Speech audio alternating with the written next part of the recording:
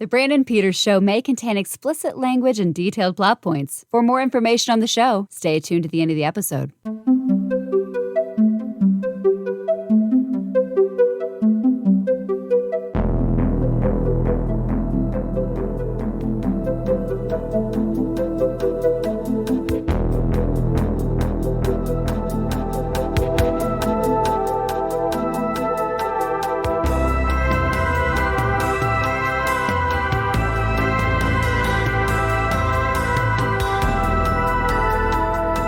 And if you haven't fast forwarded through this part yet, here's Brandon. And we are back with another tremendous little episode of the show. Today, for your ears, we have a discussion of the 1973 film The Day of the Jackal. Along for this journey is an award-winning author of the novels Bender at the Bon Parisian and Pigeon, Mr. Pres Maxson. What a warm welcome. Thanks, Brandon. Man, I love your show. I've been listening to it. And man, I gotta say, like, I feel like every movie I either love or I sort of like start to love because I'm listening. I guess that's probably your point or probably one of your missions. So well done you. Oh, thank you. Thank you. And you and I, we met back, what was it, like going to be 2 years ago maybe at the PopCon in Fort Wayne, Indiana? Yeah, that's right. Yeah. Because that was the first one I did. That's the first one I took Pigeon to. But then I saw you again, like just a few months later, they did the indie one. Yeah. They were like about 6 months apart, I think. Because it was like right before New Year's Eve. I ended up, like, I was going there just to do a live episode of my old podcast. And then I wound up with like pants down. This is your podcast stage. Here you go. And my co-host from my other show, he didn't come. And then my producer couldn't make it. And I was just like, well, I got to do something. I got this whole table to myself. Like, I was just supposed to go up for an hour, do my show, and that was it. And I was going to maybe do 2 episodes because the signups were very light. And so I decided, like, I'm going to go around to, like, some of the artists and stuff that are here and see if they just want to come talk. And then I found out I couldn't record any of it. They didn't have any recording device. It was just, like, entertain the hallway. And I found you. And it was like, hey, and you were like, yes. I think you were one of the first people I talked to, too. I was like, really? I was like, okay. Like, and then I was worried people were going to blow me off or whatever. But you were like, yeah, super cool and super into it. And we had a great conversation up there. And I know I have a guest and I'm just the one talking here. This is really bad. But I'm building up Pres here, talking to you and going, man, I wish even if I could record it, I would have loved to have an avenue of our chat because we kind of bailed on some of your stuff, but just talked about us living. We realized we lived in Los Angeles around the same time and started talking things. And right. Yeah, that was pretty interesting. And I was like, man, I wish I would record that. But even if I did, I didn't have an avenue to do that. And it's sort of where the genesis that weekend of where the show started coming to light and filling out. So you were part of that big reason how this show has come to be was talking to you that weekend, getting those interviews down and just being like, oh man, and just having you on talking about your book, talking about things. And, somewhere through that in my brain comes this show. So wow. I have you to thank. Well, stop. That makes me feel pretty good. I got to admit, like when I first got to that thing in Fort Wayne, I'd never done a convention before. And I was like, I'm not only going to be here to try and get readers, I'm just going to, see who I can kind of connect with. So even before I knew you had a podcast stage, even before I knew there'd even be an opportunity for me to do something right then and there, I thought, I'm just going to, try and meet him and try and get on his podcast. And so you were targeted early, whether you knew it or not, by me. And I did wind up having a really good time talking to you. I felt like I walked away from that convention saying like, okay, I think under any circumstances, I would have met Brandon. We would have been friends. Oh, yeah.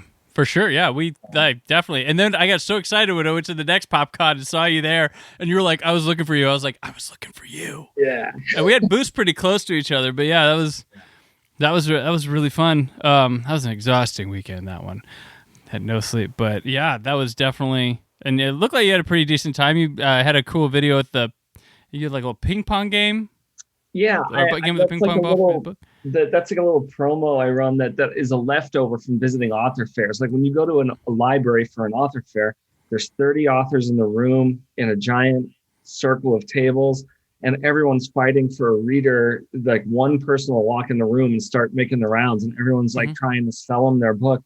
So I thought, I got to have something better. I got to have an experience. This just comes back to marketing, which I'm familiar with in my job, but it's like, I need to give them an experience they won't forget. So I had this little ping pong ball and a bucket, and I'd say, okay, I'll give you the book for free if you can throw it in the bucket without looking. And then the gimmick is, even is if you make it, I will give away a book to you. And it happens so infrequently that I don't mind that. And then I say the deal is you have to let me like film you with my phone, because then I go and make like a little promo video and use all the misses as like in my promo video of like what a good time I've had at the convention, the author fair. So that was always my way of like trying to stay memorable with people in those conventions. I had a couple of friends I knew at that one, and they were like, dude, we met this really cool guy. He's this author. And I was like, Pres? And they're like, yeah. I'm like, yeah, I know him. Yeah. They're like, oh, you do? It's like, yeah. Cool. Yeah, that was cool. But yeah, so you're an author now, but you were trying to break out as a musician originally? That was, I followed my passion after college when I got my degree in writing from Iowa. But I moved with the rock band I was in at Iowa, with one of the guys. He and I moved to Los Angeles and started a new band there. And that was like, my passion for a little while. And it's not that I ever stopped writing. I just like all my creative output writing wise was channeled into the band, and writing music or, lyrics to music. And we had tons of fun. We made like zero money, and I kind of fell into a job in television, and that kind of became my day job, but it was really fun also. And that kind of led to more avenues in music, because the higher I got in television, the more sort of power I had that if we needed a musician for the show, like I had myself and my network sort of to help the producers with. And then I moved here, and music exists here. The music industry definitely exists in Indiana, but I played dueling pianos for a while downtown, and it was real fun, but sort of exhausting. And it was probably right around 2010 or so, maybe 2011, when I thought, I got to start doing something that's not taking me out of the house every night. I was married now, and I really wanted to spend time with my wife. I didn't just want her to come home from work and me to like leave. Right. And it was like, I want to be able to do something that's quieter in the house. And I thought, well, maybe it's time to just start channeling my creativity, not away from music, but towards something maybe a little bit more quiet. And maybe I thought, I've been doing the music thing for 10 years. Maybe it would be healthy to stretch my creative brain in a new way. So that's when I first started writing my first novel. And I still play a lot of music. I still do it. And it's especially really fun when you have kids now. I play every day, and I play with them. And I still play gigs like every now and then because it's really fun. But yeah, being a writer has really sort of taken over my professional life. So, and I don't hate it. You have two books, and you gave me a copy of Pigeon, which you signed, which normally you're like, here you go. He probably just put it on a shelf. I read the book. I know, and that impressed me. It took me a couple months. I was like, I'm gonna read this damn thing, and then I took it with me. I went on this family vacation that was not like my type of ideal vacation, but that book was one of my favorite parts of it because I really got into it. I was like, all right, he probably wrote a nice little book, but I was like, this is really damn good. I really enjoyed it. It was very modern noir. And reminded me, kind of had a vibe like this movie I like called The Long Goodbye. And it had this world that you created in France, kind of this underground, wealthy people's world. If you want to tell them about the little premise of Pigeon before I just go throwing crazy details. You're nailing it. Go ahead. But yeah, it's like a kid whose parents own a restaurant. He's kind of a busboy, and then he stumbles into like the typical Hitchcock, Coen brothers, random regular person caught in this big unveiling mystery. And the details you go through are like so unique, down to like the white clothes you have to wear at the one club, and they got the game, and there's the history of the game, and it's got just, I mean, you're really good at. I don't have to take a lot to picture these in my mind. They come right away. Like I envision. I've never been to France, but I envisioned your France really easily, and there's a lot of. You play with expectations really well in there, and you've got a really fun kind of, it's a little bit goofy ending, but it's totally earned. Totally earned. Nice. Good. Oh, that's good to hear. But I enjoyed the hell, and I'm not just like, oh, I met this author, give his book, I'm kissing his ass. No, it's a terrific book. It's really fun. It goes really fast. Many points I didn't want to put it down. And yeah, a few things about it. You got all those major plot points right. It started when I kind of had this idea to make up a sport and never really tell all the details of the sport. Right. You know, it was like, that's all I had to go on. And it was just like, all right, I'm going to make up like some stupid sport, but I'm never really going to say the rules. And it's going to be some little mystery about this sport. And it kind of grew from there. But the idea that it was a sport no one's ever heard of unless you're like ultra rich. And I felt like there was kind of a lot of fodder there. The fish out of water idea is easy. Like the ordinary guy thrust into the mystery is actually pretty easy to write, because you think, okay, the audience can very easily see it through his eyes because he's new to everything. So like this whole world. And, you know, we'll get into this a little bit, but like I really love Paris, and it's sort of my favorite city abroad to be in. And my first book, Bender at the Bon Parisian, is set in Paris not in a much more real version, because it's like the same type of storytelling. It was just, I decided to set it there because it was like complete escapism for me. It's like, I want to, you know, I'd sit down to write, and I could picture where I wanted to be and kind of picture what that felt like and try and put that on the page. With Pigeon, the idea was when you walk down the street in any city, you'll pass a doorway, and you'll kind of say like, wow, that's a beautiful building. That's a beautiful doorway. Like, I wonder what's behind that door, or I wonder what's down that street that's like a little quieter and not scary, but just like less traversed.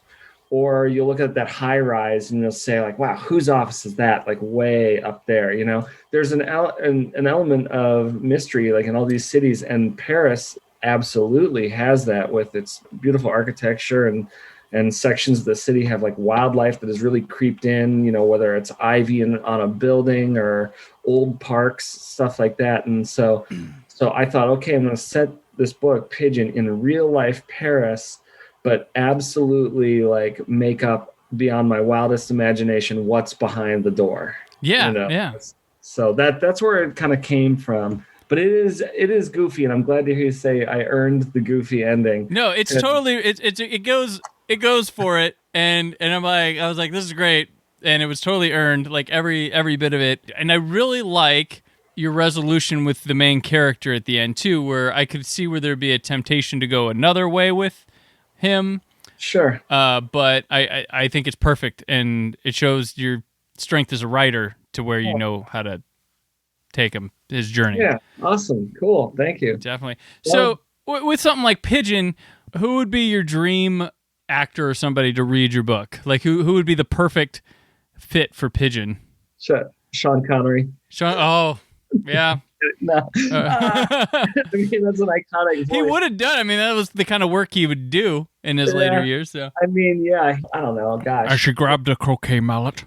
Yeah, I should grab the mallet. Sure. Yeah, I'm trying to think. I don't know, actually. You know, probably someone like Josh Gad. His like personal brand is like a little bit closer. There you go. Yeah. I've never thought about that though. What a great interview question. Yeah. I know. And do you visualize when you're creating the characters and exploring them? Do you ever take them from like how much of it comes from people you know? How much comes from like imaginary dream casting in your head, or are they just who they are, start to finish, like your legit own creation? That's a good question. It varies. Like in my first book, Bender at the Bon Parisian, which, dude, I am happy to send you. I didn't realize. I shouldn't be surprised that you don't have it. because I didn't give it to you. But Yeah, I only read it if you give it to me now. no, but that is how it works for indie authors. Right. Like, if you're not involved, there's not a huge chance. I shouldn't say that. I feel very lucky to have readers that I don't know personally. Right. But Bender is like, I mean, first long form like novel I'd ever written, and so that the main character is basically my voice, and my wife is his wife, the main character's wife. But I realized, like, when I was writing it, that I could envision myself as the main character. Yeah, he makes a few choices that I probably wouldn't make, but he's not too far off. He wouldn't have allowed himself to get in a dangerous situation the way they get into a dangerous situation in that book, the way I would let that, but I needed that for the story. I needed him to have that willingness in the story. But I pretty quickly realized that my wife couldn't, as she is in real life, could not function in the book as the wife of the main character, because just for the storytelling, I needed her to be the risk taker in the relationship. That's not how our marriage is. I'm the risk taker. I needed her to be a lot more trusting of strangers immediately than my wife really is. And the more I started writing it, I realized I needed her to look different, like her, like it was. So I really, actually, now that I'm thinking about it, I used to say it started as my wife, but it turned into somebody else completely. And I was picturing someone close to the style of this poetry professor I had in school, who was like this kind of like young free spirit woman who was a grad student at the time. But that's usually how it starts for me. To answer your question, like, it starts with a vision of somebody I know and veers from it until in the end, it doesn't sound like the person in real life. Mm-hmm. And the visual in my head sometimes sticks with that person, or at least sticks with the character, elements of the original person. But it's really hard to say, oh, hey, I base this character on you, and for the person to pick it up and find similarities. I'm more apt that the person would pick it up and say, this is what you think of me. And I have to explain, right, yeah. No. It turned into someone who's not you, but you kind of inspired it. I would not say that. I would not say it, yeah. Just to note that Pigeon won Book of the Year with the Lady Godiva Award from Naked Reviewers, and was a finalist in the Indie Book Awards, earned honorable mention in both Paris and New York Book Fests.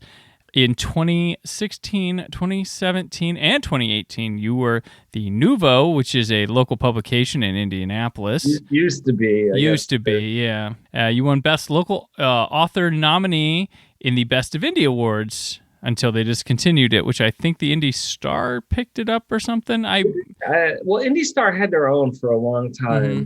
Yeah, I don't know if they have an author category. I've never looked or anything. Yeah, my old podcast was a finalist one year in one of those Best of Indie things once. Yeah. We lost to a... it was like this erotic storytelling one. Yeah. I can't remember what it was, but yeah, that's my mom's podcast. Yeah, it was weird. Like nobody in the podcast scene knew of it, heard of it, knew it was there, and it just popped up, got all the votes. Huh. Like, oh, all right. Who are these people? Like, what is going on? Like, we didn't know this existed here, but that was a fun one. One more question with writing: are there any sort of extensions from that you hope to launch into, or other endeavors you'd like to explore if given the opportunity to leap off of novel writing, or maybe, evolve your writing into a different form? Yeah, good question. Never gotten that question before. I think an evolution like that would come naturally, just like kind of how I evolved into writing novels out of music. It's not like for years I was saying like, oh, someday I'm going to do this. There came a time when I had a forcing function to evolve into it. And I kind of thought, like, I just sat back and was like, well, what makes me happy? And like, what do I really want to do that'll kind of like be the next logical creative step? And right now, I don't have the desire to evolve out of, writing novels. I mean, I've done a lot of like other short form writing. Like, I'm not a good poet, but I like every now and then enjoy doing it. But it's never like crossed my mind really to like do like a poetry book, like slide one in there, or anything. I make a living as a copywriter. And so that kind of scratches the short form itch. And I feel like it helps me become a better novelist because I have much more attention paid to the short quippy phrases and like a kind of a sentence by sentence edit than maybe I would as a novelist. So I don't think I have anything right now that I have earmarked for like the next evolution. But you never know. That's the nice thing about creativity. You never know where it'll lead you.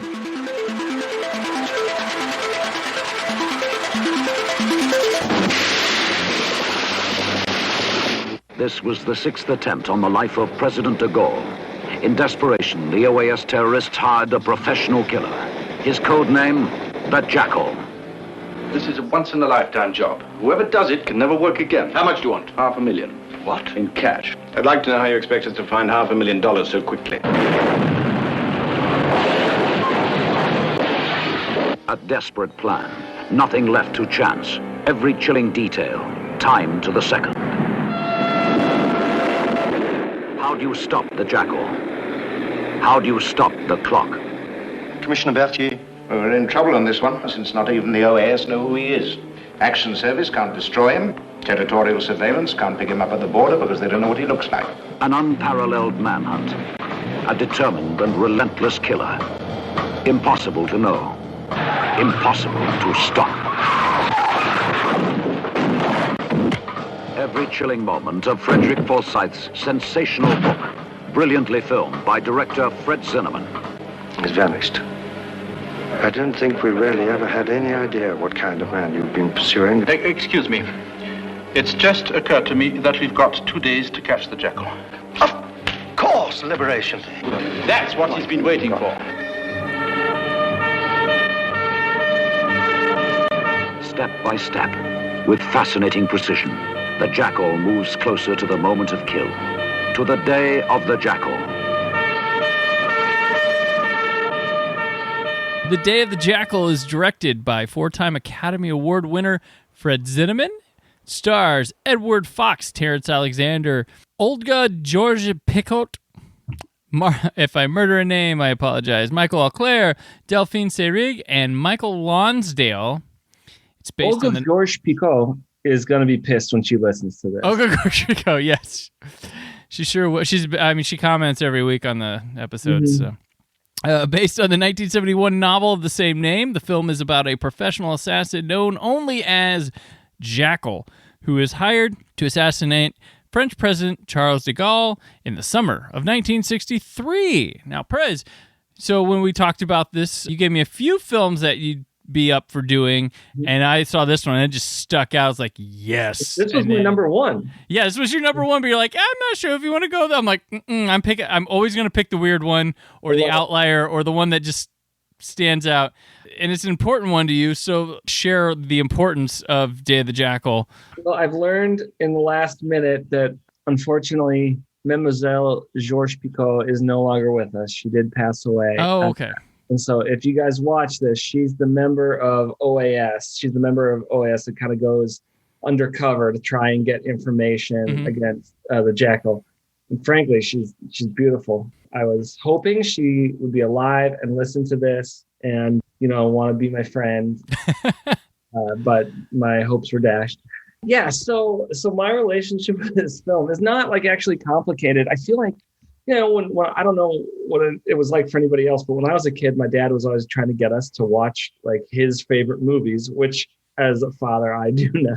Right. It's a rite of passage. Right. And so I probably saw this movie for the first time when I was like, I don't know, 10, 11. And my dad was like, this is the most exciting, like suspenseful thing. And I don't remember a lot of parts of it. I just remember the ending because this is like probably the biggest spoiler in the whole thing. But when like the thing I remember most from that first viewing was when the Jackal gets blown away at the end. Right.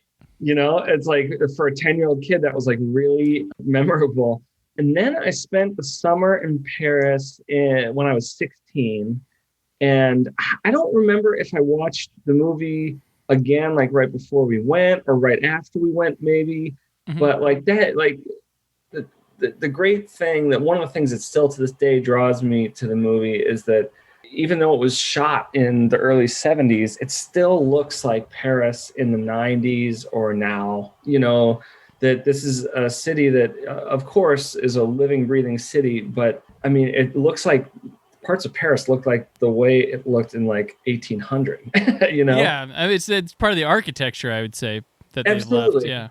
So I had that kind of initial thing with it, and then I'd say about 10 years ago, flash forward, from when I was a teenager, flash forward many years, decade and a half, whatever. You get to about 10 years ago, and I don't remember the year exactly, but we were in this house, and we were like falling asleep watching TV. And I think my wife was already out, and I went to Netflix. And in the earlier days of Netflix streaming, this was on Netflix. It's not anymore. Mm-hmm. So I remember being like, oh, yeah, I remember Day of the Jackal. Like, all right, I think I saw that once or twice when I was a kid. And so now I would have been like in my early 30s, and I watched it. And like I saw, and that's when I fell in love, because I was kind of like, oh right, I remember this. Oh right, I remember that. And then it was kind of like, oh, I recognize that street in Paris, and oh, I recognize like that, and oh, where's that actor now? And so over the course of the last 10 years, I think I've seen this movie more than I've seen any other movie, with the possible exception of Raiders of the Lost Ark. But this is one of those that whenever I travel, I have it on my phone, because I know if there's not a movie I want to watch on the plane, I know I have a backup. Gotcha. Yeah, and it's a good movie to do that with. I think so. I hadn't watched it in a few years. I had seen it before, like maybe once or twice. But I do like it. You can tell so much comes from this movie afterward. I mean, this is a clear influencer on the Bourne films, which the Bourne films come from a book. Kind of have this, which they had a Carlos the Jackal, which was based off a real life guy, but it kind of, you see kind of the similarities in the type of movie they're trying to do within the kind of environment they're trying to put it in. You could see that happening, but it's like a spy film, but it's not totally, like, it's got the spy film elements, and it's like meets the like European car movies of that era, like the Italian Job. It feels like those. It's got like the hallmarks of those type of spy espionage things, like the guys listening on the headphones with the tapes rolling, and the secret meetings on the park benches. And it's a beautiful marriage of like the 60s psychedelic spy film meets the Bonnie and Clyde, like Francis Ford Coppola realism of the 70s. It's like that, all that, boom, it's Day of the Jackal. And it's, definitely, since it's got this travelogue of France and Britain and Italy and Austria, so it's got all that beautiful makeover without even trying. Shot. Without even trying. It's effortless. Yeah. I mean, there's a really cool shot I loved. There's the one of the cop when he's transferring that, and they've got a held on him driving through, like behind him, and you're kind of like hard on him behind, and you follow that cop all the way. It's through something. But when he's on the motorcycle driving through the streets and he goes under the little arch, just really effective stuff that it feels like ingenuitive for that time, but I don't know who else might have done something like that. But no, I was attracted to a bunch of stuff, especially sort of as a writer. I mean,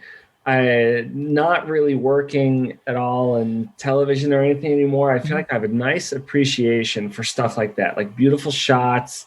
Right, you used to be a casting director for like reality television. And like reality television it's not art.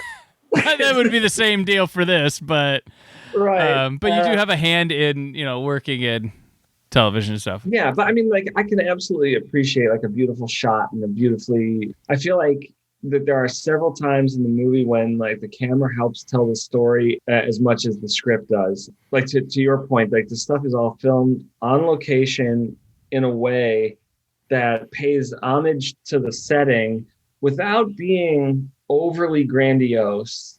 No, it's there, and it just so happened, like, they don't try to, like, oh, look, we're right here, look at this landmark. It's just there. It just makes it more real, puts you in that world. It's shot effectively for the scene, not for the scenery. That's probably perfect way to put it. And I was like, when I really started kind of getting into it, the things that really attracted me to the storytelling are a little bit less visual elements. I mean, obviously, as a writer, I'm a little bit less concerned with the visual storytelling as I am just the arc of the action and when I say action, I don't mean like fight action, but like the arc of what's happening, And what I kind of loved about it was that it's rooted somewhere in truth, in that it's documented, right, that someone tried to kill de Gaulle. In fact, that whole opening scene with the drive-by attempt that de Gaulle survived,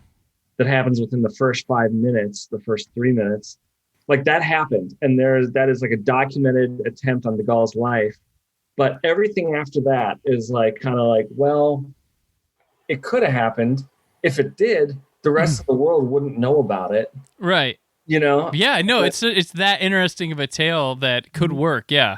Right. And so that actually was something that, like with Pigeon and with Bender, it's like I wanted to be rooted enough in real Paris where you're like, I don't know, maybe down that road or behind that door, maybe something like that's going on. Like it's and there are enough goofy elements in Pigeon. Pigeon, to use your term, like goofy endings that I earned.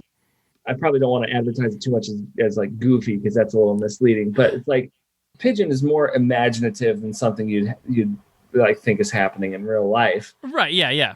But I kind of like thinking like, well, but how do we know? We don't. Like we're not in ultra billionaire circles that have made up their own sport, Yeah. And the novel that I finished right before we were all quarantined has that sort of theme and mode more than Pigeon, more than Bender. It's like, it's one of those that's like, I really wanted it rooted in reality, but you're looking between the lines of reality and saying like, okay, I know this didn't happen. It's fiction, but would we know it actually if it didn't?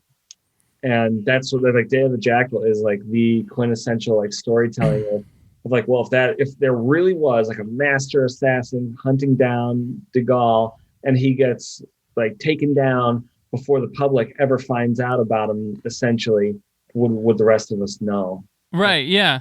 And that's what I kind of love about the film's perspective. It starts with, this guy, this assassin, his meeting, like he's going to do this. We're following him as he prepares and do this, and he's ahead of everything. And then once a key bit of information comes in and they hire in Michael Lonsdale's character, we switch, and he's going to keep going with his mission, but now he's the hunted, and you see him escaping and them being the ones we follow, getting clues. Like while he's trying to create these identities, he orders like a gun, a custom-made gun. He's getting passports, setting up really cool stuff with this job. We then see it from the other side where they're interrogating, they're getting info. There's, they set up the like affairs, and they're just getting behind him. They're getting close, losing him completely, and it's a lot of stuff done in such a way. It's pretty dry, but it's got a sense of, and totally it's fantasy, but it's got a sense that you could buy that this is kind of how it goes. It's probably made shorter for entertainment value, but this is kind of how the process goes. There's lots of dudes in rooms. It's not just two dudes searching. There's lots of dudes. So much smoking, you'll have emphysema after the movie's over. Even though you're not a smoker, and there's smoke in your house, it comes through the screen at you. It comes through the screen. It's not humorless, but it's kind of a cold movie. Yeah. But it's interesting. Like the characters, they have an interesting thing. Like there's nobody as interesting as the Jackal in the beginning. Yeah. And then they bring in Michael Lonsdale, who's like, oh, I can be as interesting as the Jackal. Yeah. And so there you have your hunter hunted. And I really like what they do with the Jackal. Like he comes into these guys with the OAS, they hire him. They're French, he's British, right? Is that, I think they bring him in. Supposedly. That's, the thing at the end is, we don't, it's like, we don't really know. Really, like you thought you knew who he was, maybe, and they try and dispel it at the end. Yeah. Right. And so he comes in, and it's these uptight guys sitting down with mustaches and suits, like really plain black, regular ass suits. And here comes this guy. He's blonde. He's thin. He's clean shaven. He's got a light colored suit, and he's very like effeminate with his like mannerisms and his way he goes about, just a little flashier, stylish dresser, sells you on this guy, and it's kind of this sense of this cool stealth sense of danger that this guy can pull all this stuff off. Like, he's not really intimidating where you just think everyone's dead in the room at every time, but you still don't trust him, but you're very intrigued to follow him, and you almost want to see him pull it off. Like, that's how cool this guy is, but they really do visually, he could be a silent movie. He works without any dialogue, and even when he talks, he's great. Well, that's what I was about to say. It's amazing because, like, he comes in that first scene, and he has a normal conversation with them in the first scene when like he's telling them to rob some banks from their network and everything. But there's so much on-screen time where he's not speaking. That as a writer, that was another thing where I was kind of like, wow, like how do I? Because my primary like mechanism for pushing a story forward is dialogue. I personally, as a reader, am not a major fan of just like giant chunks of text, like describing things. I would rather say something in one sentence that gives you a picture and let your imagination fill in some of the other things based on what you feel because of how the characters interact with each other. And I mean, that's just like a pretty basic principle in writing is like that, you don't want to tell the audience, your reader, you want to show them, So, and how do you show them? For me, it's like, well, I don't want to tell you about a character. I want you to hear them speak, and I want you to hear it come through naturally, the way real humans interact. Yeah, they don't say two things and move on. They have conversations. Right, yeah. Exactly. And so I was intrigued by the movie because like they don't use dialogue that way. They do here and there, but like Jackal's on screen for so much time where it's just him. Like it was really on Edward Fox to tell us things about the character without saying it. Well, not just on Edward Fox. Obviously, there's a lot going on that tell us things about the Jackal. But that is another thing I kind of love about it. It's just that he's this guy. He doesn't have to be speaking all the time, but when he does, it's like intelligent, it's suave. Mm-hmm. I saw it once. I didn't care. They quote unquote remade this movie in the 90s as the Jackal, which it doesn't really. It has like the setup's kind of there, but it's not. Like they made Bruce Willis the Jackal, but I'm watching this, and if this movie's being remade in the 90s, I'm like, how was Jeremy Irons the first guy you did not call you call for this? Like, how did you not call him? Yeah, this is great call. I'm watching the Jackal. I'm like, Jeremy Irons would kill in this role. Yeah, maybe it's because it's too obvious, but I don't know. He looks a lot like Edward Fox from that, right? And wearing the ascots and stuff. I'm like, oh man, like yeah. I think it's important to note that like Frederick Forsyth, the guy who wrote the novel, The Day of the Jackal, that inspired the movie, pretty much disavowed the movie, The Jackal, and said like, I don't even want my name on The Jackal because it's such a departure from the actual story being told in The Day of the Jackal. I think I saw The Jackal in the theaters. I probably was in college. That's the one where he kills Jack Black for sport, right? Right, yep. Yeah. That's the only part. I think the big deal about that movie when it came out was that Bruce Willis kissed a guy. That was like the big controversy and selling thing. Like, oh, Bruce Willis kisses a man in this movie because he's this undercover guy or whatever. And I remember my memories on this movie are just I saw it and I know that. Like, I think I rented it on VHS. I remember him killing Jack Black, but that was it. Test killing Jack Black. Like, my Richard Gere political thriller I remember from the 90s more is Red Corner. That one I can tell you stuff about, but this one I just... Yeah. I don't know. But speaking of the novel, have you read the novel for this? Yeah, I've read parts of the novel. I feel like that's one of those where... The movie's actually really true to the novel. So I started the novel once. I have it downstairs on the shelf. I think I still have it. But I had it I had it like I'd start reading it and I'd just be like, wow, there isn't like a lot of new information here. And I do like find a lot of joy in reading, but it was just one of those that I didn't stick with because I already knew everything, that was going to happen. I have listened to it all the way on audiobook twice, I think. Oh, okay. And I really enjoy that.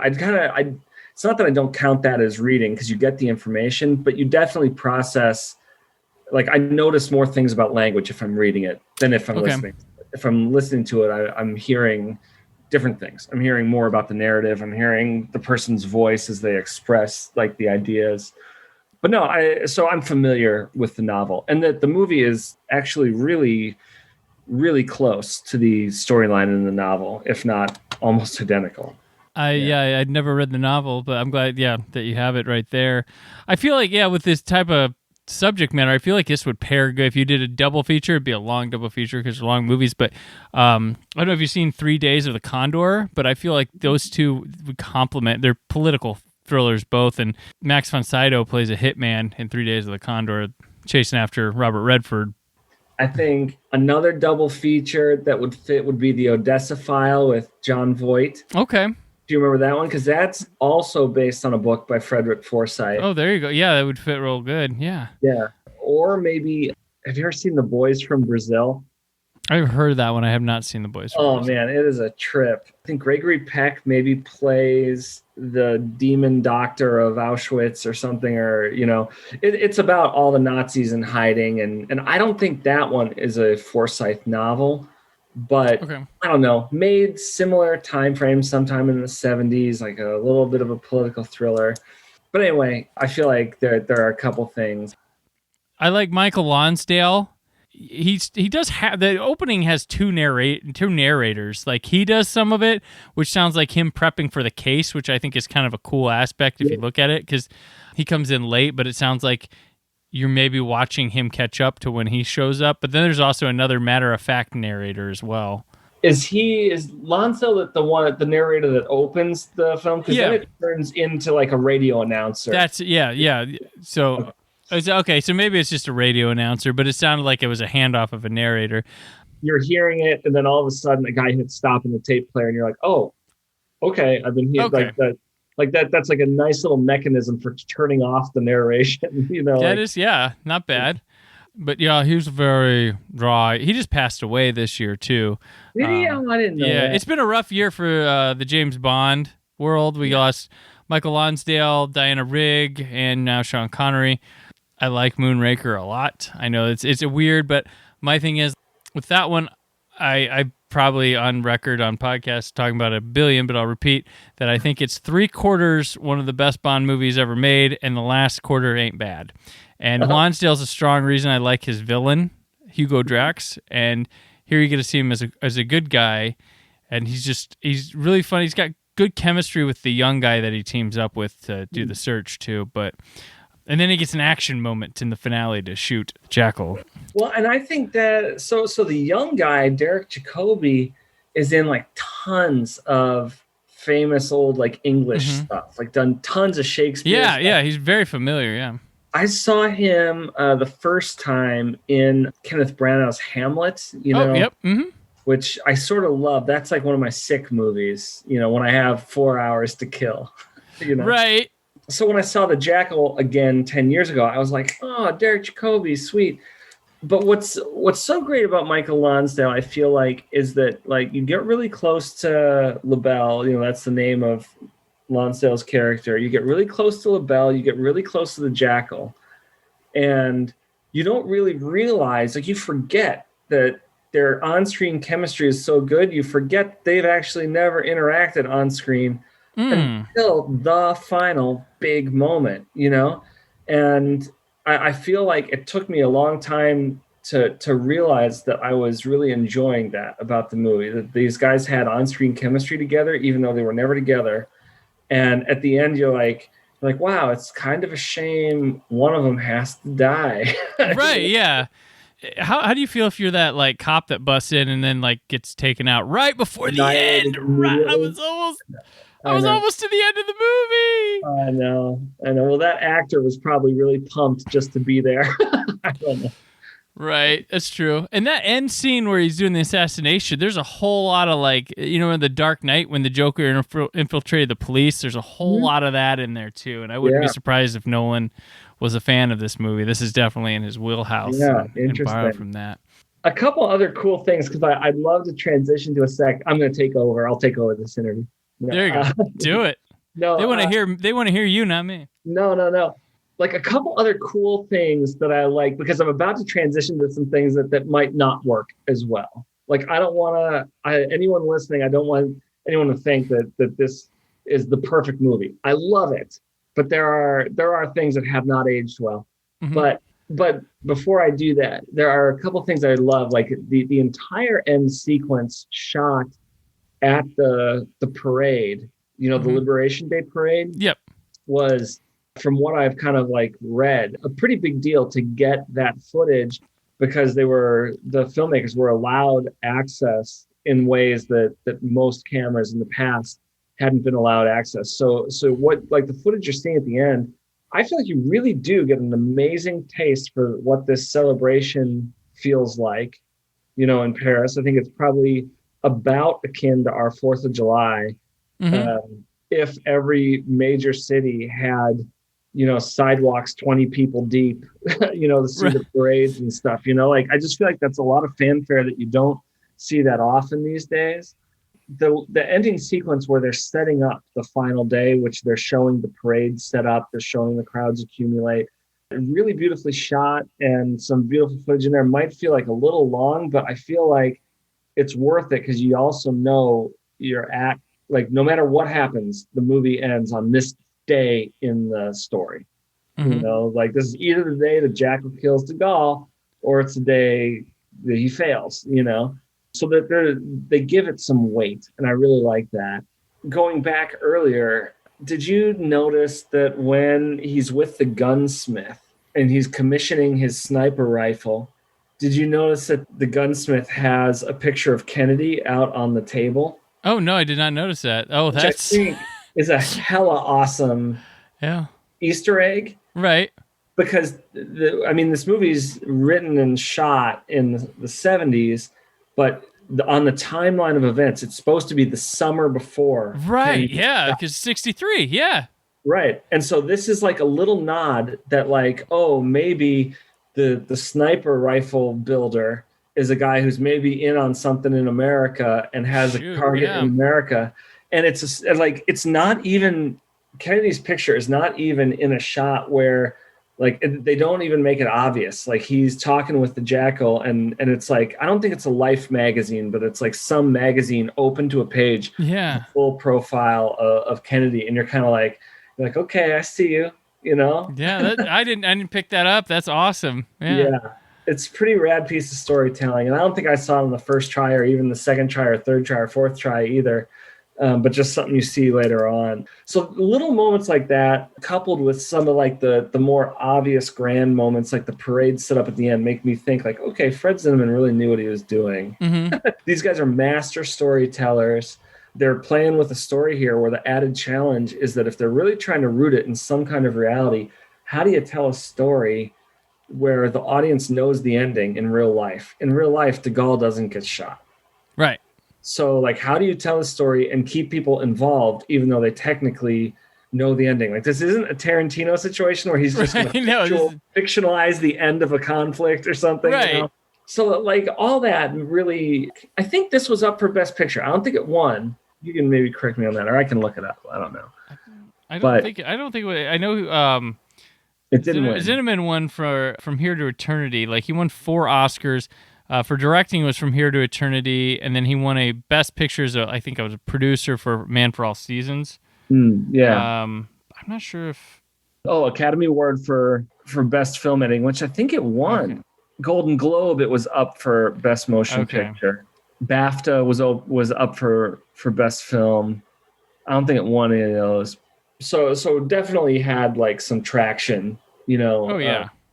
And Zinnemann was a big known, so it would have been like the next film from him at the time. While a lot of people now might be like, who, director wise, because I don't think he's never lived in that time where he was like our current pop culture climate. He was an older director, but yeah, back then he would have been somebody to look out for. Or you've been going to a movie based just on his name, maybe. Right. I do that. Man, I do it all the time. I see Tarantino movies. So that, like, I love doing that. I try to teach people that. I'm like, they're like, oh, that movie looked good. I'm like, do you know who directed it? Who? I'm like, well, did you like this movie? Yeah. I'm like, well, same. Yeah. Like, you should follow directors. It isn't as enjoyable as enjoying your Marvel to Marvel movie, or I like to watch this actor. I'm like, a director can be just as enjoyable because they do things you like.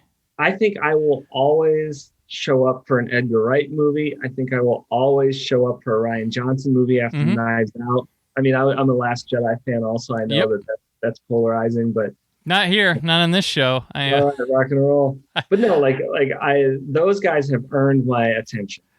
They've told enough stories that I love that they've earned my viewership. Oh yeah, definitely. I have, being a film guy, I have like a ton of those guys. But of course. But I started with following, like Tim Burton was my first one of, consciousness as a kid, and then Hitchcock, of course, and Kubrick have long been with me. But like John Carpenter, followed like a lot of his stuff, and now I'm into like Italian horror directors that I love studying a lot of stuff they do. This movie, actually, one of the things, and maybe it'll be a recommendation to you, but I checked out, I haven't watched the whole series. I'm still in the middle of like the first season. It's kind of been a slow back and forth because it's a bit dry, but there's this old British show that nobody remembers that I only found because of a podcast I listened to. It's called The Sandbaggers. Okay. And it's very much like a low-rent version of what the Michael Lonsdale side of the story is trying to do. A lot of office stings, dry British stuff. It ran for like 3 seasons back in the 70s, and it's, if you're into like this kind of vibe and stuff, it's right there. It's cool. Its biggest problem is there's a lot of rampant sexism in their office. That's just kind of like, it's how things are. Yeah. But if you're like into this kind of angle of spy stuff with like government agency business stuff, stings, watching kind of stuff, it's there. Like, I definitely think I was getting vibes from it on this one for sure. Interesting. Cool. I'm going to take your recommendation. I'm going to check it out. It was on BritBox, but I found it on Tubi TV, which is a free service. Yeah. And it was I have, like I said, it's not a one that you could like go through a ton of episodes in a night. It's kind of a savoring show, but I definitely dig that. Let's talk about some things that don't work in Day of a Jackal for a second. We're doing it, yes. Go for it. Go for it. For all that stuff I love, I do think some things have not aged well. I mean, like the modern moviegoer is used to maybe some more realistic violence. Mm-hmm. Like the Jackal, have you noticed the Jackal has this knack for the one-touch kill, like the karate chop to the neck that kills a person instantly? Yeah, right, yeah. Done, or like one guy, he pretty much, I think all he does is like punch him in the stomach and knee him in the balls and he dies. Right, yeah. And he gets the word, like the most violent thing in the movie is his death. Oh yeah. I would say, yeah. He gets it worse. You're right. You're right. And that's like, and you feel like that might be the only realistic one. Maybe even comically. Well, that's got a little bit of camp in it because he flies against the wall. Yeah. But like the way he kills, the woman he has an affair with, he basically kill kisses her. I think you're led to believe that he strangles her while they kiss, but there's no like ugly thrashing in the bed. There's no like clawing at him to fight back. She just like, she leans back, lets him kiss her, and you can strangle me at the same time. And like her hand poetically falls to its side. Right.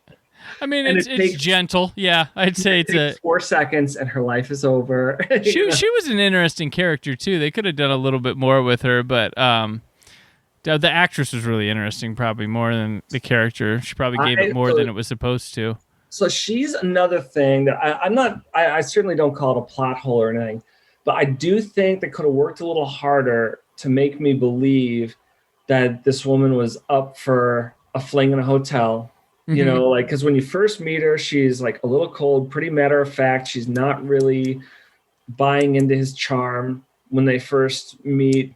I have never myself gone traveling in rural Europe and stopped at like these tiny, like beautiful little chateau/hotels and picked up a woman in the tea room, basically. Right. But if I did, I have a feeling that it's hard to take that woman who's apparently pretty wealthy and married. I don't think it's as easy to take someone from like stone cold, I'm not interested, to, we're doing this tonight as quickly as the Jackal does. I think that doesn't age super well. I think, or there could be more to him. We could see instances of people just coming, like having the Dracula allure of exactly something like that he could give off. But yeah, I mean, they could have even done a few things like it's kind of like the movie has to go here, so it just goes. Right. And it's like they show a few establishing shots of him like eyeing her, as in like, I need to find a target like for the night, because the whole gimmick, for anyone not familiar with the movie, is like that he's in this hotel, but he needs somebody else's room to stay in case he gets like, in case they come in. I think that's like what I've kind of taken from it. So he like picks her, aside from the fact that he's probably also really attracted to her. But I think they could have solved that a little bit more if they'd shown her eyeing him as just like to your point, he's got this magnetic effect on women. He's suave, he's good looking, he's stylish, you know. The other thing that strikes me, in the interest of time moving on, the other thing that strikes me is when they've got Walensky, they're recording his confession and they're trying to get information out of him, and he's like screaming and writhing. Oh yeah. And they're like, okay, here are the words we heard. We heard Kleist, Jackal, fair, foreign, you know, whatever. Yeah. And like they're working on it all night to decode what all these words mean.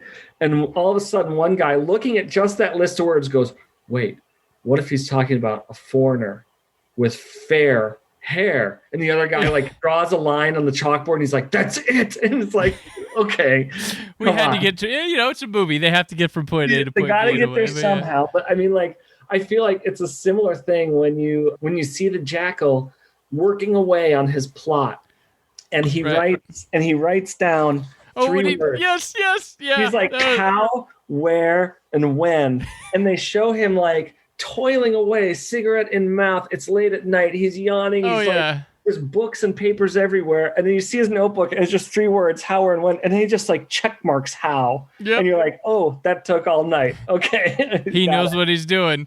Yeah, this guy's a pro. This guy's worth every penny. Definitely an old device. I was thinking, I was like, man, I need to bring back my how, when, why, or where notebook that for every morning when I get up. I'm like, okay, how are we going to do this day? Yeah, I know. How am I going to do this day? Where am I going to go today?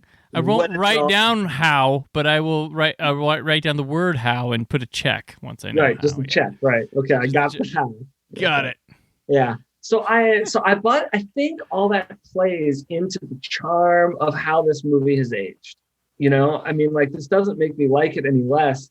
It kind of, I don't know, maybe in a way adds to the camp a little bit that gets paid off when he gets like blown away and flies into the wall at the end. You know, it works. I think all those reasons are why I love this movie, and anybody listening and or watching, if you're looking for a throwback thriller, this is a good one. Available for free on Peacock. Just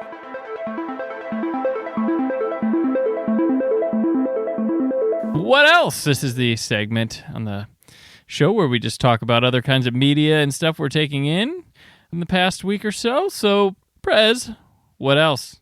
Yeah, gosh, what else? Well, in the past week or so, I've definitely... So I think I've told you this before, but I tried to commit to watching every single James Bond during the summer. And I failed. I watched most of the James Bond. Oh, okay.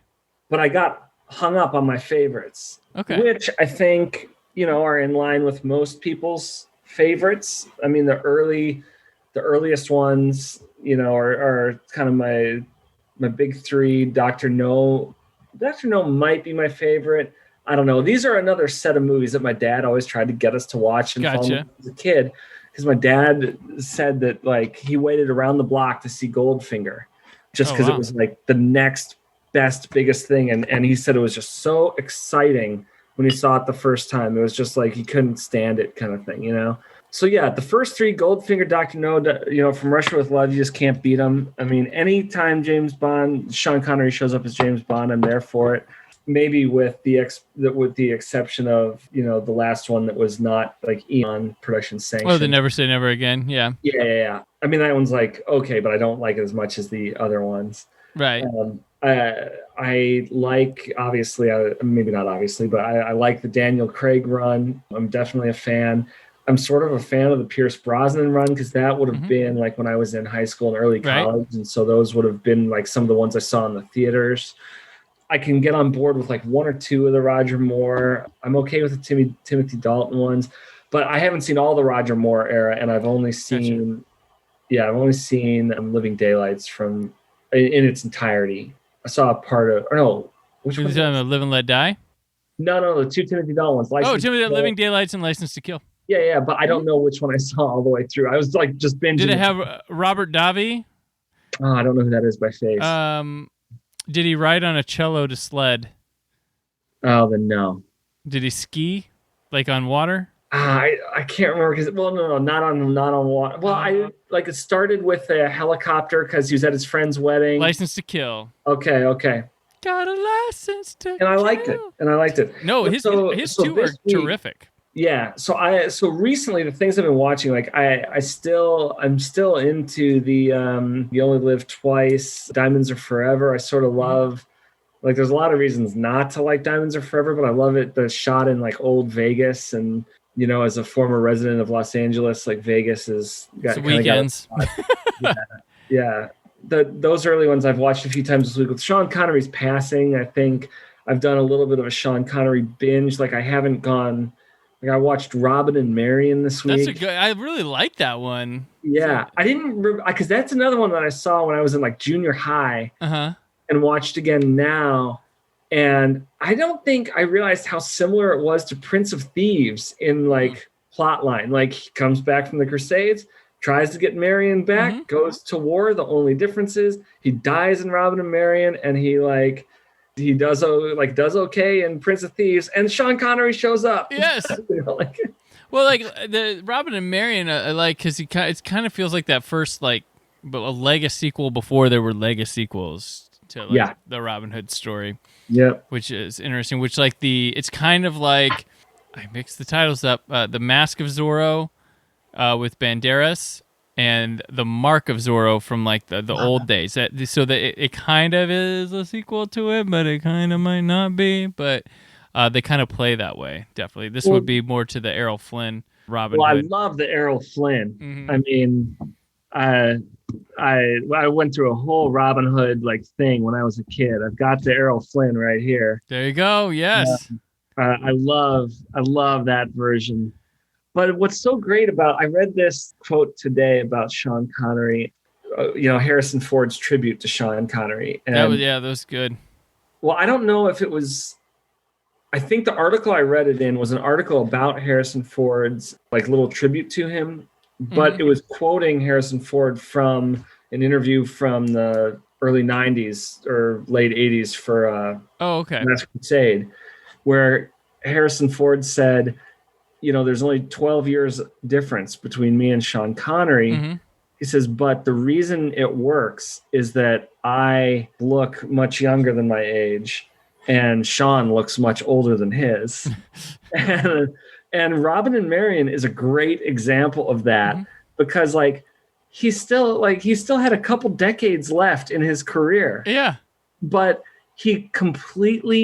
Sean Connery completely owns the role of older guy back from the grizzled war fields, not what he used to be, and he was not well, he didn't break out till he was 32. So no, exactly. Yeah. He hit older anyway, but I mean, it's he still had plenty of days to go, or plenty of years to go in his career before he started playing old men. Right. Yeah. But it really worked, the gray in the beard, the hair loss. I'm a real fan of the stud actor who just owns the hair loss the way he has. He reminds me a lot of me. I'm gotcha. an incredibly good-looking guy who just owns. Well, he wore a toupee through his Bond years, so he was already balding and hair thinning when he got Dr. No. So I did not know that. Yeah, he wore a toupee all through his Bond years. Even in the first one in Dr. No, that's crazy. Because that was one of the things where they wanted him, and I think Fleming kind of complained, and they were like, "Well, wear a toupee." Because he did his test. Yeah, cool. So he was balding then, but or super. But no, yeah, I love Sean. People know I'm a big Bond guy, so right. Now, so that's what I've been doing lately. As I sit here, it's my Bond wall. I know, this is awesome. This is cool. So I wish I'd watched Moonraker before this to see Michael Lonsdale in action. Yeah. But that'll be one of my next ones. May I ask you what you have been watching this week? Well, I started The Undoing on HBO. Nicole Kidman and Hugh Grant, and it's a little kind of scandally mystery thing. It's pretty good.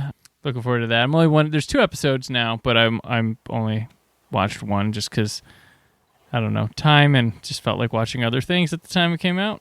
That's good. Audio-wise, like podcast-wise, I'm not quite through it all, but there's a podcast called from Wondery. Have you heard of them before? They're like this, I wish I come up with half the shows they come up with network, and they make money doing podcasting. Yeah. Weird thing. They have one called American Election Wicked Game. Oh. And what it does, and it's caught up, I think it's completed now that when we're recording this, the election was yesterday. They start with each episode's one of the American elections from Washington up through Trump Clinton. That's what they've done. And I'm sure they'll wait a year or something and do Biden and Trump. Right. And that's how long it's going to take to figure out Biden Trump, right? Yeah, it's documentary style, plays kind of like an audio book, has like cut scenes from dialogue that is, some of it they have to make up, and they have disclaimers that this might not have been actually what was said. And they have it's usually the narrator acting it out, so it gets kind of cheesy, but it's got really dramatic music, but it's really factual, and it's really just crazy to see some of the stuff they pulled during elections and during the forming of the United States and the parties, and just how some people behaved. Like one political tactic was, I think they call Andrew Jackson's wife a whore or something, and so when he got elected, he just took it out on all these people. It was... It's crazy, and it's straight factual. It doesn't play a bias. It just plays it through. So if there's people worried that it's going to be some Libby thing, it's very middle of the road. It plays facts. If you get mad at just factual things that happen, I guess it's not for you. But it's very entertaining and just eye-opening just to see how the election, where we were appalled at things that Trump did. There were elections going on back then that were just ugly stuff, just similar like it. So we haven't come that far in dirty politics play and things like that. But it's a fascinating show. It's very similar to shows they've made.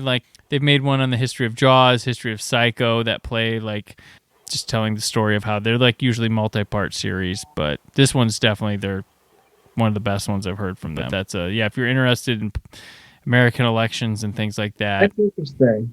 I love reading about the Revolutionary era, the I'd say 1760 through 1820 or something, the founding.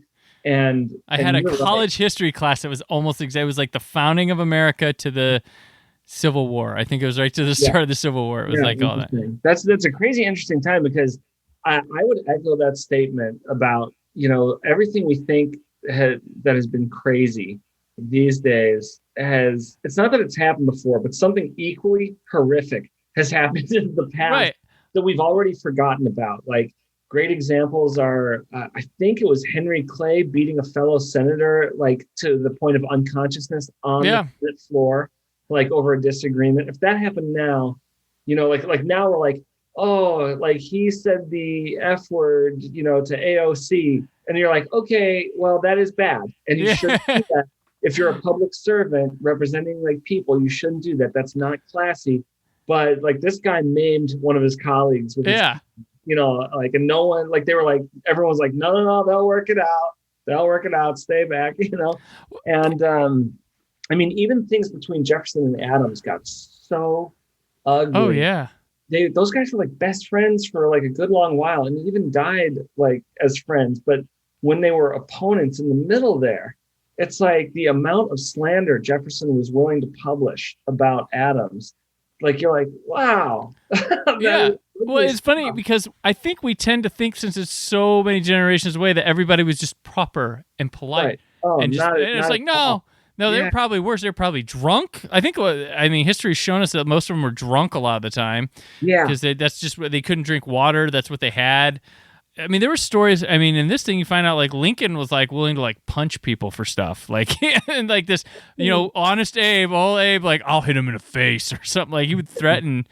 I think there was a what got him into wanting to run for office is he witnessed some like voter suppression in a line during an election and threatened to punch these guys, like starting to go throw blows with these guys if they didn't get out, and they did, and that's when he started getting into politics and things like that. When Lincoln was young, all the accounts are that he was like a physical person, tall and like muscular, like raised on a farm, and apparently there's no like real record, but like apparently a very skilled wrestler. Oh, wow. Could like subdue somebody fast. Yeah. I think there are a few more like actual recorded accounts of people like Jackson or Teddy Roosevelt, like actually roughing someone up later in life. Like, I mean, there's the famous story of Andrew Jackson apprehending his own would-be assailant. Have you heard about that? Like, no.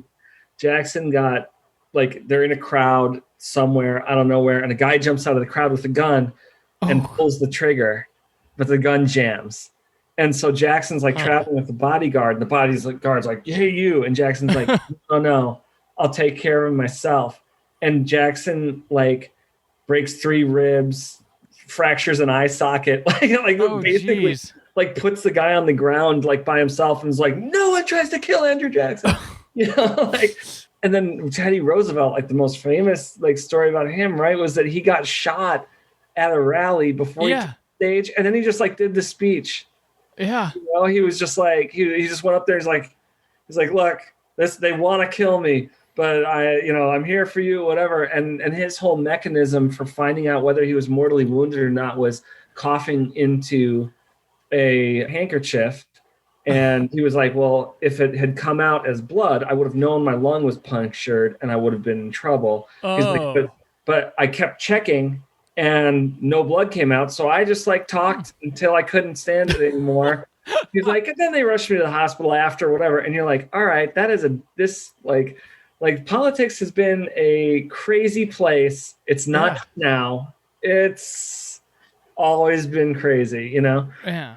It's relevant because my third book, all those guys are characters in my third unpublished book that's being shopped around to publishers right now. So I'm not ready to like unleash it on the world, but I drew from years of recreational reading about like the founders and everything. And not all of them are characters in the book, but Jackson is, and everyone before Jackson. Oh, excellent. Yeah. All right. Yeah. Bringing it back around. See what comes of that one for sure. So here's my plug. My only like plug of the night, other than go watch Day of the Jackal, is that I'm knock on wood, hoping for it. I'm going to release a book on Black Friday. It's the only time I've ever tried anything like this, but it was written in the last few like weeks and months. Okay. It is about 2020. It's about an alien who on his study abroad program, he is assigned to Earth, and he's pumped because Earth is the party planet. And he thinks it's going to be like an easy time here on Earth just to like sit back and enjoy it. But he arrives on January 1st, 2020, and he's assigned for the year. And so it's one letter home per day. It's a collection of letters from heaven. Yeah. And basically it's him learning about humans, having no knowledge previously. He doesn't really study too hard before he takes the trip. And all the stuff that happened this year, like as a writer, you're like, man, we are living in crazy times. It would be stupid of me not to try and capture that. So yeah, my book that'll come out on Black Friday is the chronicling of 2020 day by day through the eyes of an extraterrestrial who's here to party. But he doesn't really get to party. Excellent. Well, I would like to party with that book. That sounds great. But that will do it for today's episode. Pres, I'm always really excited to see and talk with you. And I appreciate you coming on. But you got this third book coming, but where else can people find your happenings, find your books? Yep. You can find my books on Amazon. It's just amazon.com/author/Pres Maxson. But you can find that link either through Instagram. It's just @Pres Maxson, same handle on Twitter. All right. And I'm on Twitter and Instagram at Brandon4KUHD. You can find my written work at whysobblue.com. I'll return tomorrow, 4K Blues Day. Till then, always remember to keep the positivity in your online film chatter. Thank you for listening. The Brandon Peters Show is a Creative Zombie Studios production. Produced by Brad Shoemaker and Brandon Peters. Written and edited by Brandon Peters. Announcer vocals by Jessica Alsman. Theme song by Metavari. Web design and show art by Brad Shoemaker with Brandon Peters. All music and clips featured in the episode are property of their respective studios, and no infringement is intended.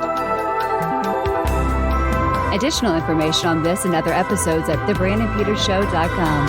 For any inquiries, press opportunities, or sponsorship, contact mail at thebrandonpetershow.com.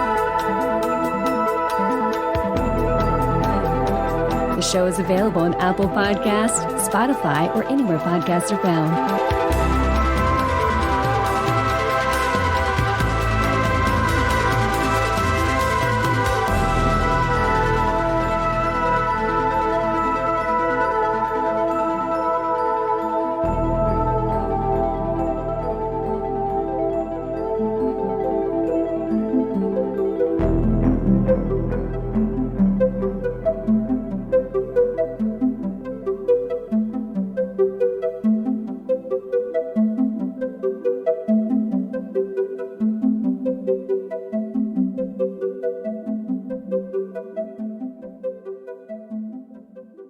A jackal! Jackal! It's a jackal! It looks like a jackal! Jackal! Jackal! It's a jackal! Jackal! Time! It wasn't right the first time you said it. Why the hell would it be right the next 10 times? God!